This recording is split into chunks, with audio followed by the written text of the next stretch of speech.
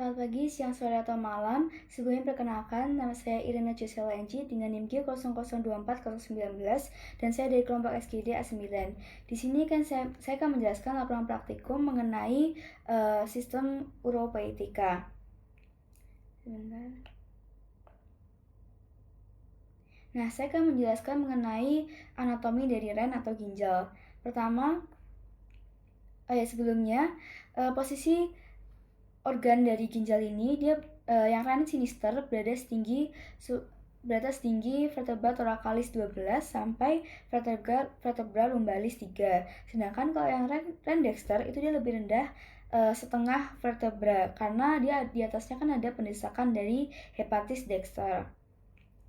Terus ren ini merupakan organ retroperitoneal. Di atasnya juga ada kelenjar adrenal. Nah, yang ini berada di polluxnya. Struktur ren itu dibagi menjadi yang interna dan yang eksterna. Untuk yang eksterna, dia ada fasias yang anterior dan fasias yang posterior. Di sini nggak kelihatan posteriornya, tapi posterior itu yang bagian belakang. Terus untuk polus atau ekstremitas tuh kayak ujung-ujungnya gitu. Dia ada yang superior atau kranial yang bagian atas, dan juga yang caudal atau yang bagian bawah yang inferior. Terus untuk margo itu adalah seperti batas, dia ada yang lateral yang bagian sini dan juga medial.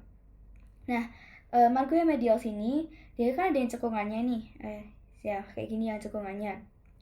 Cekungan dari yang bagian caudal, yang bagian medial ini namanya adalah hilus. Nah, cekungan ini dia akan membentuk suatu ruangan. Ruangan itu namanya adalah sinus. Karena dia ruangan, dia pasti ada organ-organ yang mengisi ruangan tersebut. Sinus ini diisi oleh dari anterior, di ureter anterior ada vena renalis, lalu ada arteria renalis, dan yang terakhir yang posterior ada pelvis renalis. Oke, lanjut. Lalu untuk struktur eksternalnya, yang pertama itu ada dibagi jadi dua, yaitu cortex dan medulla. Cortex itu yang ini, nah yang bagian sini. Kalau medulla itu bagian tengah sini. Sebentar. Nah, ini lebih kelihatan. Cortex itu yang seperti yang bagian sini. Lalu medulla itu mulai dengan tengah sini. Nah, kalau di cortex itu dia ada columna renalis bertini. Columna bertini itu yang bagian sini yang membagi menjadi beberapa piramid renalis. Nah, ini. Lalu juga ada arcus corticalis. Arcus corticalis itu cekungan yang di sini nih. Jadi kayak yang bagian bawahnya sini. Terus kalau medulanya yang pastinya yang khas adalah dia punya piramid renalis. Nah, kita bisa lihat yang kayak segitiga ini adalah piramid renalis. Terus nanti akan terus ke sini jadi papilla renalis itu ujung dari piramid renalis. Nanti akan diteruskan menjadi calyx minor, lalu diteruskan jadi calyx major, dan juga jadi pelvis renalis. Pelvis renalis nanti kan diteruskan menjadi sinus renalis. Oke. Lalu lapisan pembungkus ren itu dia ada 4, yaitu capsula fibrosa, perirenal fat, fascia renalis, dan juga pararenal fat. Nah, tapi kalau fiksator atau penyokong dari ren ini dia ada fascia renalis, terus ada arteri vena renalis, dan juga corpus adiposum yang merupakan pararenal fat dan juga perirenal fat. Makanya pada orang yang kalau tiba-tiba kehilangan berat badan yang banyak, itu dia bisa mengalami klinis ginjalnya jatuh karena ya fiksatornya nggak ada, karena fiksatornya adalah lemaknya itu sendiri.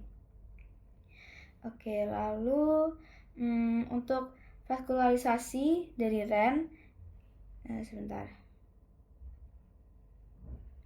Vaskularisasi dari ren itu, nah ini. Untuk arterinya, dia utamanya dari arteri abdominalis yang bercabang jadi arteri renalis, nanti ada yang dextra sama yang sinistra. Arteri renalis bercabang lagi jadi segmentalis. Nah, bisa lihat di sini dia jadi segmen-segmen kecil seperti ini.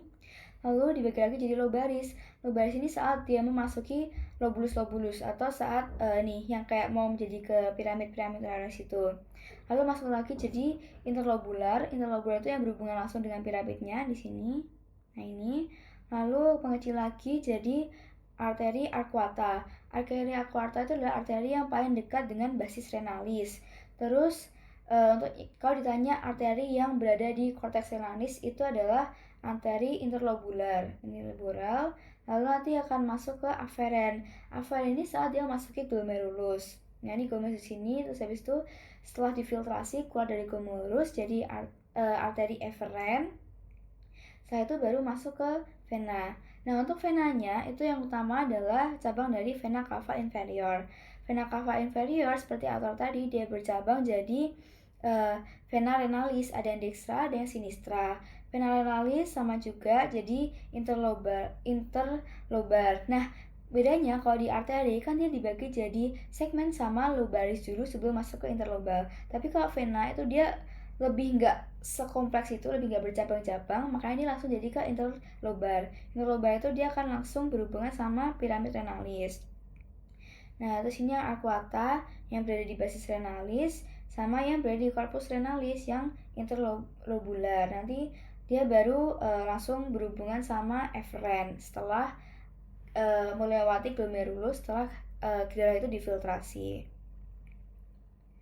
Nah, setelah itu untuk inervasinya somatic afferent itu dia dari nervi splenici thoracici.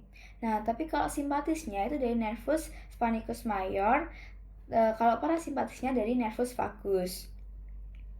Lalu untuk drainase limfatik dari ren itu dia bermuara dari ke nodi aortici lateralis atau lumbales. Yang ini tuh nodi ini ada di sekeliling pangkal arteria renalis. Lalu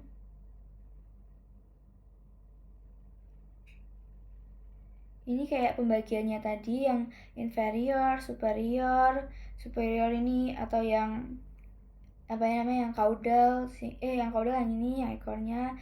Terus ini di sini kelihatan yang bagian posterior dan juga anterior. Nah, bedanya apa? Kalau yang anterior itu dia lebih kasar karena di depannya tuh masih banyak organ-organ kan, ada yang kayak nanti kena ke daerah genital dan lain sebagainya. Tapi kalau yang posterior itu dia lebih mulus, lebih nggak bergelonjar karena belakangnya langsung ke peritoneum yang bagian belakang. Oke, mungkin begitu saja dari saya. Terima kasih.